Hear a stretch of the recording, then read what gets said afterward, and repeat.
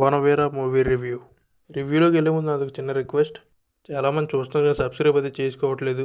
So please try to subscribe. Video నచ్చితే like, share and subscribe. వనవేర cinema విషయానికి వస్తే వానర మూవీని వనవేరగా మార్చారు. అండ్ ఈ వనవేర మూవీని చూసిన తర్వాత నా ఒపీనియన్ చెప్పాలంటే నాకైతే బాగా నచ్చింది.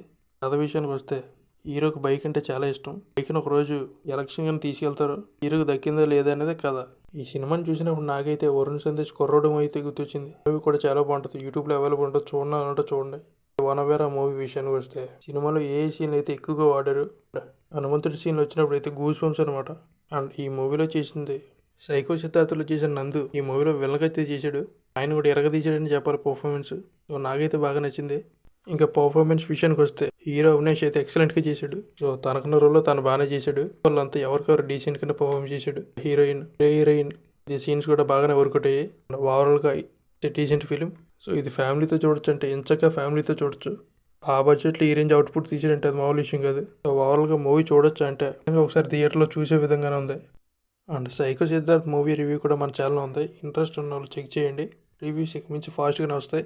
And next time movie review కావాలో కామెంట్ చేయండి. సో ఓవరాల్గా వనవేర మూవీ అయితే ఖచ్చితంగా ఒకసారి థియేటర్లో చూసే విధంగా ఉంది. దీనికి మన రేటింగ్ వచ్చి 2.7/5. So that's the review guys. ఈ సినిమా చూస్తుంటే మీకు ఎలా అనిపించిందో కామెంట్ చేయండి. నెక్స్ట్ టైం మూవీ రివ్యూ కావాలో కామెంట్ చేయండి. వీడియోని అయితే లైక్ చేయండి. And please try to subscribe and click the bell icon also.